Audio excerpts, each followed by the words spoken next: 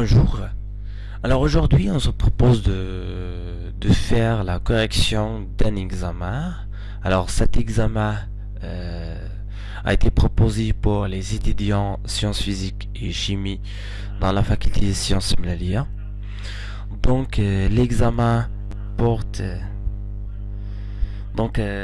c'est un problème afin d'étudier le cycle de Wu-Torosha, appelé aussi cycle d'Otto.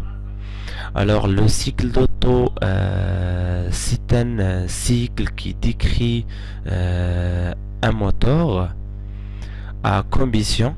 Alors il comporte deux adiabatiques et deux isocours. Alors ici on va donc faire la correction d'un examen. Je vous recommande de prendre un papier, un stylo et une calculatrice afin d'effectuer le calcul vous-même avant d'aller chercher mes propositions pour chaque question. Alors je commence donc par l'énoncé. Donc ici on se propose de modéliser le fonctionnement d'un moteur à combustion interne à explosion par le cycle idéal sans E d'un gaz parfait. On prendra donc gamma est égal à 1,4. Alors l'admission est réalisée à la pression atmosphérique P1. Le mélange d'essence et d'air assimilable à un gaz parfait est admis à la température T1 dans un volume V1. Alors, premièrement, vous déterminez la quantité de matière gazeuse, c'est-à-dire le nombre de moules N admises dans V1. Alors, on donne des valeurs numériques. P1 est égal à 1 bar, T1 est égal à 300 Kelvin et V1 est égal à 1,2 litres et R est égal à 8,32 joules Kelvin moins 1 moule moins 1. Donc ici on veut déterminer la quantité de matière. Alors la quantité de matière, donc rappelons qu'on a assimilé le gaz utilisé ou bien le mélange d'essence et d'air comme un gaz parfait.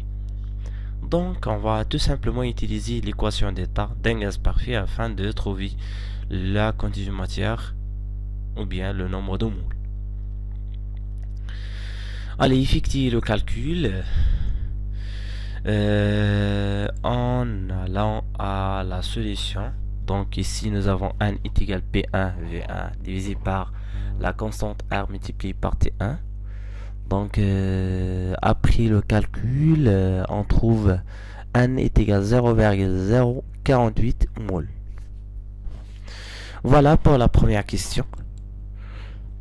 Pour la deuxième question, donc ici nous avons une recommandation. Dans ce qui suit, les différents résultats seront exprimés à l'aide des coordonnées P1, T1 et V1 de l'état 1 et les paramètres et des paramètres demandés. Alors, ici nous avons deux phases, deux adiabatiques et deux isocours. La première phase de 1 à 2 est décrite par les paramètres P1 à P2, de V1 à V2 et de T1 à T2. Donc ici nous avons une transformation adiabatique. C'est une compression adiabatique. Voyons le volume V2.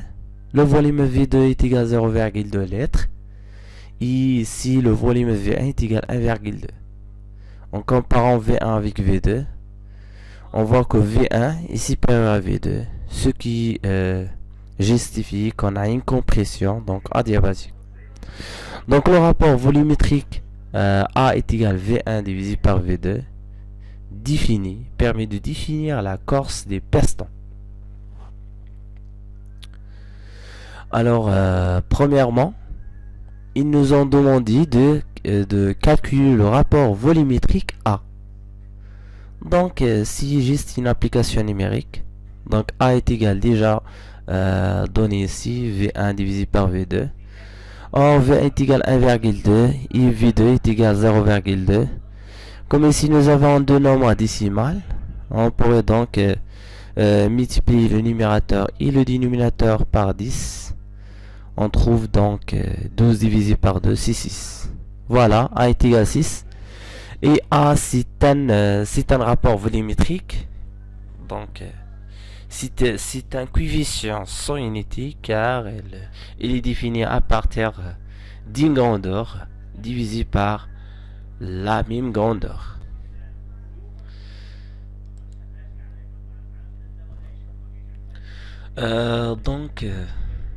Passons à la deuxième question de B.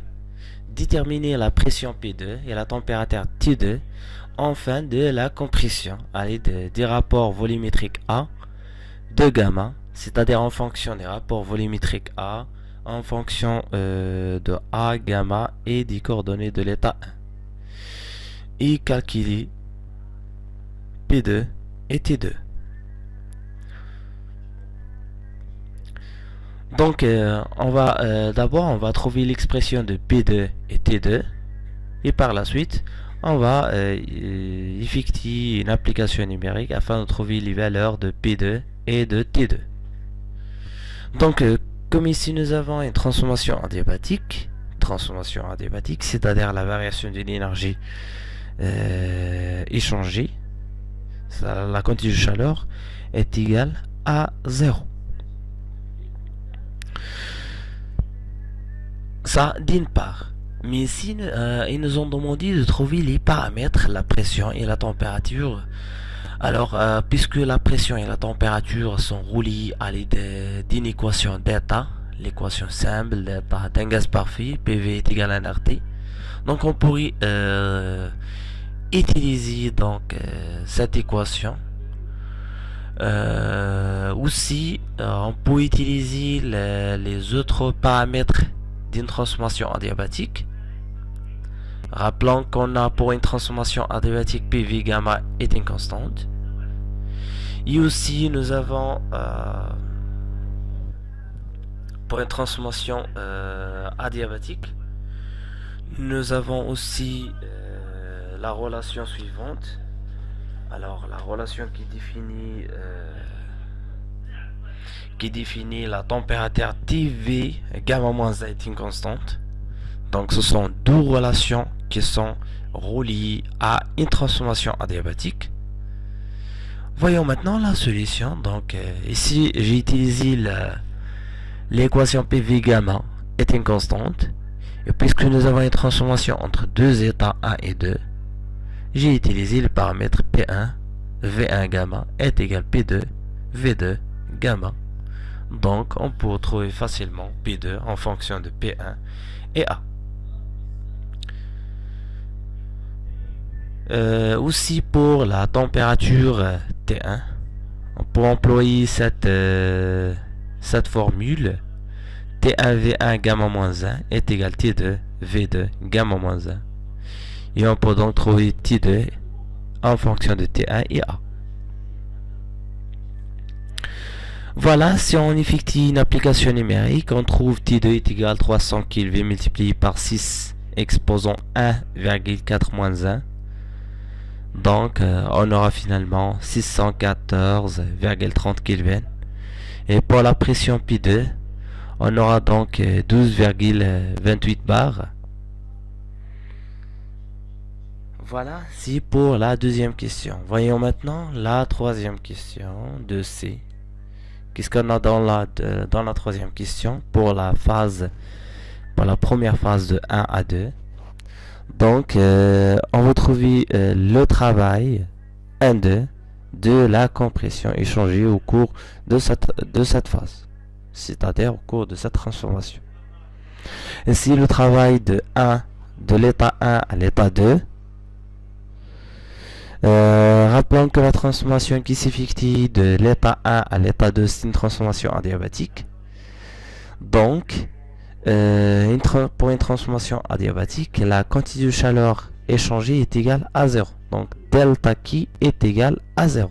Si delta Q est égal à 0, on peut employer l'équation, le premier principe de la thermodynamique. Donc, la variation de l'énergie interne est égale au travail plus la quantité d'énergie, plus la quantité de chaleur échangée. Donc, puisque la quantité de chaleur échangée est égale à 0, on aura le travail est égal à la variation de l'énergie interne. Et si on pourrait utiliser cette équation.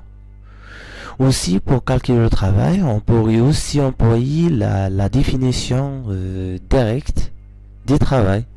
Donc, le travail entre les deux états 1 et 2 est égal à moins P extérieur dV. Et comme ici, nous avons une transformation réversible, donc la pression extérieure, c'est celle du gaz parfait. Donc, c'est la pression des gaz. Donc, on pourrait employer l'équation d'état afin de remettre de mélanger les termes afin d'intégrer sur le volume. Donc, vous pouvez utiliser cette méthode. Mais de ma part, j'ai utilisé la première méthode. Alors, pour calculer le travail, j'ai utilisé le premier principe. Vous pouvez utiliser vous pouvez effectuer le calcul en utilisant directement la définition du travail.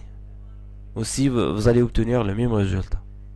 Alors ici, j'ai employé le premier principe.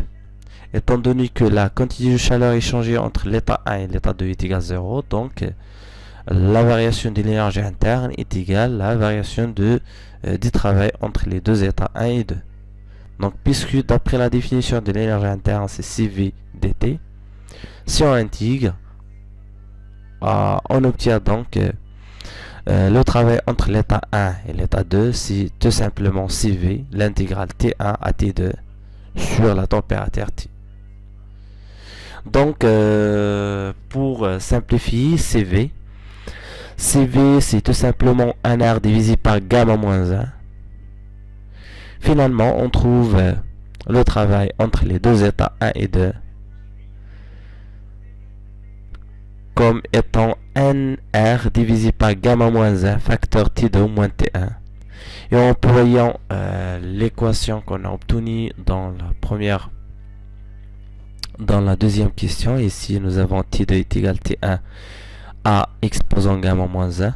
Donc je remplace juste T2 et je factorise par T1. J'obtiens finalement le travail entre les deux états 1 et 2 est égal à NR divisé par gamma moins 1 T1 facteur à exposant gamma moins 1 moins 1.